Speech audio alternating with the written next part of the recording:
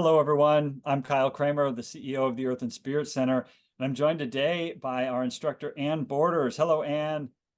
Hi, Kyle. Thank you for Hey, having me.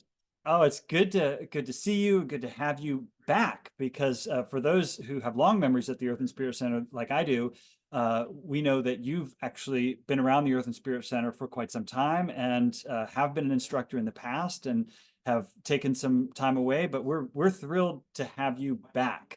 And for those who may not know you from previous incarnations here at the center or from your other work, can you tell our video viewers here just a little bit about your own background and how you came into the Earth and Spirit Center orbit? Yes, just to take my background is I started practicing, yoga in the late 90s. So it's been a minute. And that's had many incarnations, but I did my teacher training in 2013 and received an advanced teacher training in 2019. So I've been teaching for, pretty much on, not off and on, but on for about almost 25, coming up on 30 years.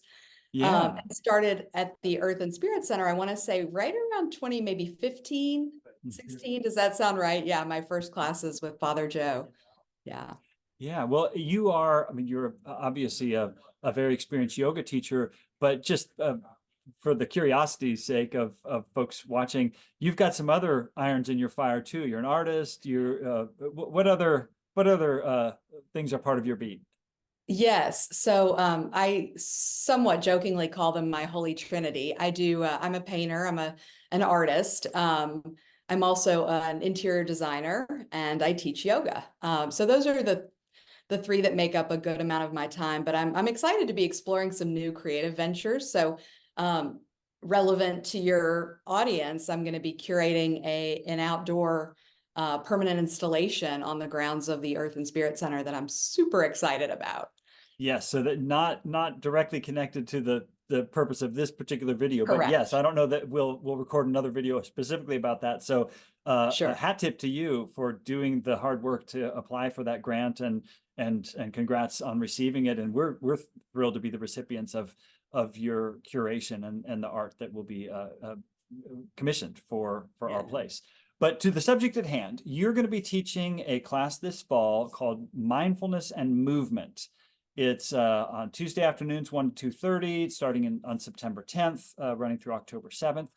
And and I'm not exactly sure how to ask this question, Anne, and I'll probably stumble around, but we're not a yoga center. We've never been a yoga center.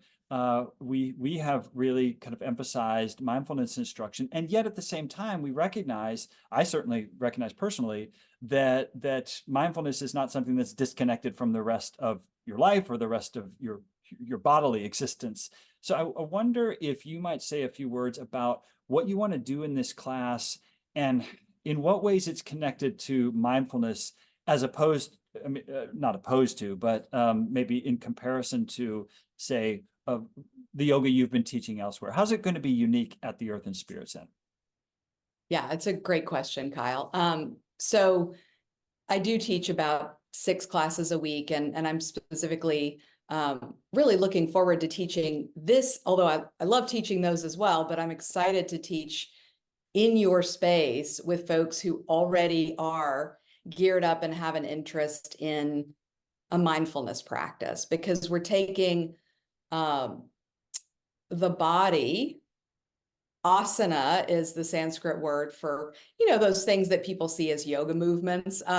We're taking the body and we're using it as a tool to get to the center of that quiet place. And so many times, people understand that walking can be meditative. People understand that, washing dishes can be meditative. I personally found it challenging at first to sit down.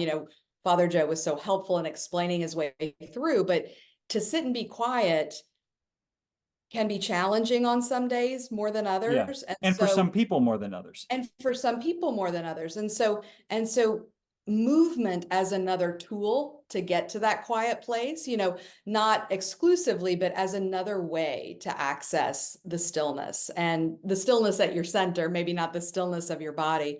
So I'm excited about that because your folks are already geared and focused towards that mindfulness practice. And I think it's going to be really nice to sit with them and do things like breath work, which in yoga is pranayama. Pratyahara is drawing the senses inward. So there are Sanskrit words. So just like in Med 1, where, there's the Vedanta word and the Buddhist word and the Christian word, we're just taking this modality, which has no dogma. There's zero dogma. There's zero level of ability required, in case you're wondering. And we're taking this yogic lens, if you will, and we're just putting it in a context that the modern person can access the benefits of.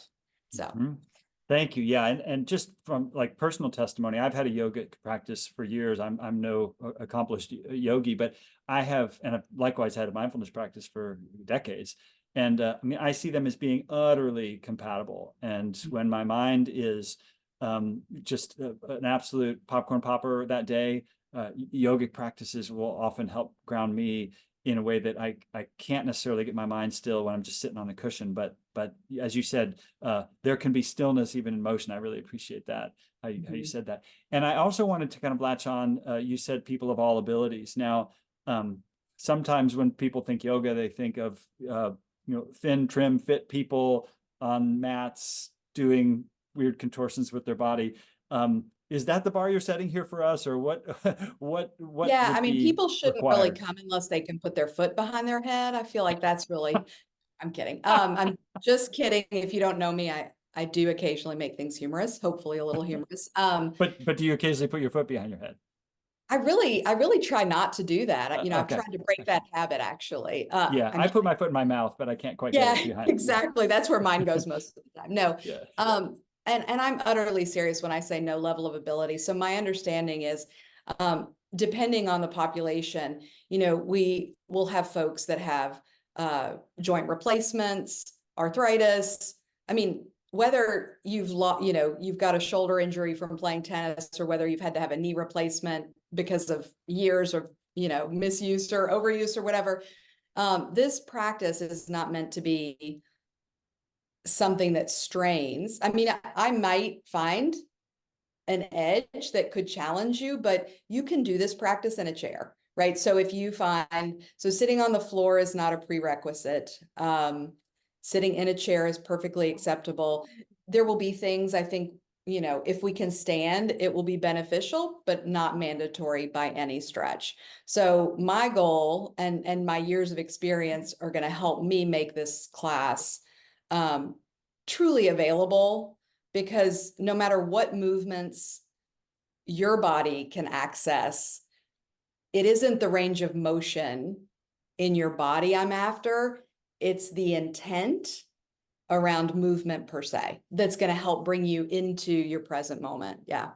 Oh, I so appreciate that. And I think it's a broader point we keep trying to make about mindfulness is not a performative sport. It's not how well you do it. It's not how well you move yoga in the yogic tradition or moves, and it's not how well you clear your mind in mindfulness. It's about intent. It's about showing up with like open-heartedness and in community in this case. So and we're so excited about you teaching this course. Again, it's called Mindfulness and Movement. You'll be teaching that once again Tuesday afternoons 1 to 2:30. September 10th is the start date, and we'll go through early October for those 5 weeks. People can learn more by clicking the link that accompanies this video, or by going to our website, earthandspiritcenter.org. So, Anne, thank you, and we will see you this fall. Thank you so much, Kyle. I'm really excited.